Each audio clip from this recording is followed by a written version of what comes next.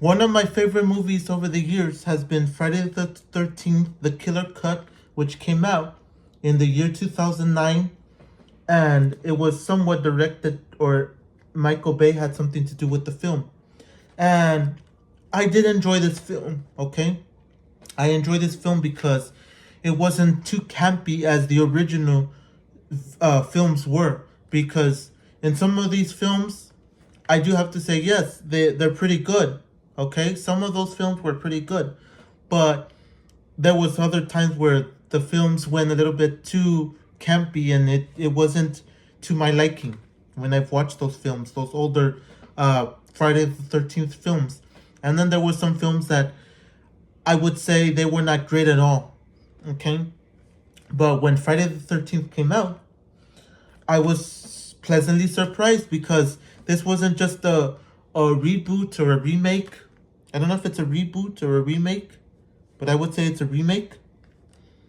And I wasn't disappointed. I felt like I wanted more out of this franchise, out of this particular franchise, this one that they created with this one. I felt like they needed to do more because it was great. It was just one of those great films. Yes, there was a lot of things wrong with this film, okay? I'm not going to lie. I'm not going to say that it was great, it was just perfect. No, there was a lot of things wrong with it, but for the majority of the film, I do have to say they got a lot of things right.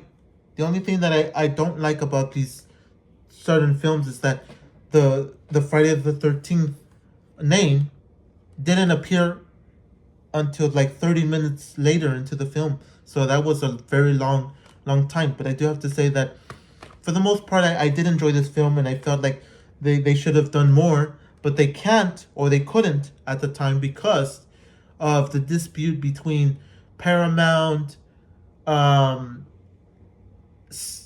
what was it, Warner Brothers, Miramax, and I don't know what else there was.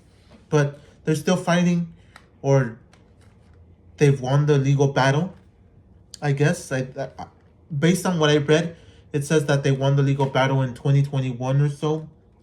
I mean, these companies already won the battle. They went to court and they dished it out, and some of them got the rights to the films and some of them didn't. And because, and I'll explain why these people were fighting Paramount and Warner Brothers, because some of the films were tied to Paramount and some of the films were tied to Warner Brothers. So when they made this film, which I do have to say it's probably a Warner Brothers film, probably. No, it's a Paramount film. It says here that it's a Paramount film. And like I said, they couldn't just freely use the character. After that, they said, they probably thought in their minds, we're not creating another film because if we create another film, then we will have to pay royalties to whoever gets the rights to these films. As it says here, it's a Paramount film.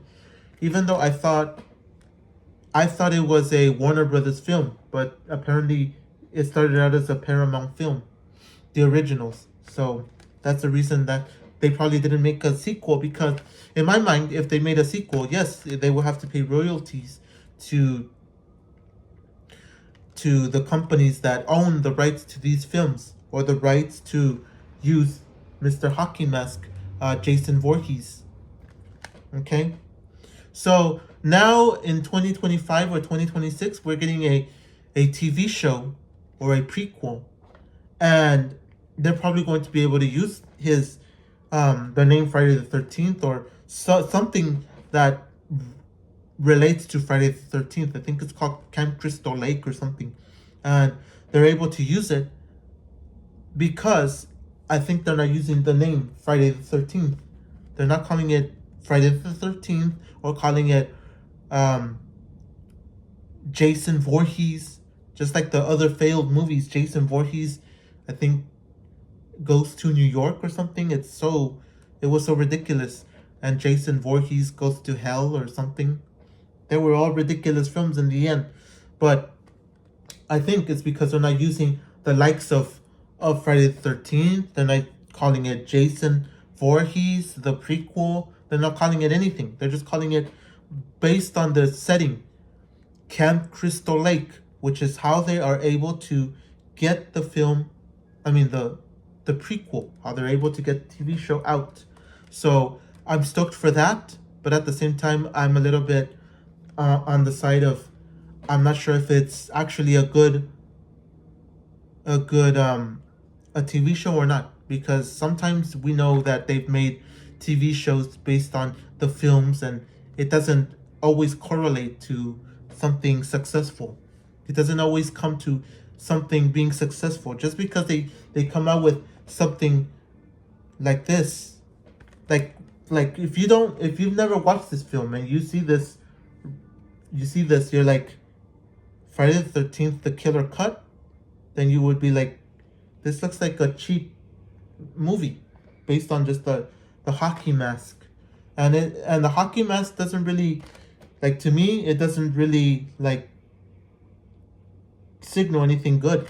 Like when I see the box, the artwork, I'm like, it doesn't resemble anything good, but we'll see about that. So, like I said, this doesn't look good, but when you watch the film, it's much better than the artwork shows, because sometimes the artwork is garbage and the film is really good, or sometimes the artwork is incredible and when you watch the film it is terrible. So that's what I'm saying. I wish they would make a sequel or something. Someone should get the rights and completely make a film or a sequel to this, because this was awesome. I enjoyed it from beginning to end. Like I said, it wasn't perfect, but for the most part, it did everything it had to do right. So that's about it. Thank you guys for watching, and I'll catch you guys in another video.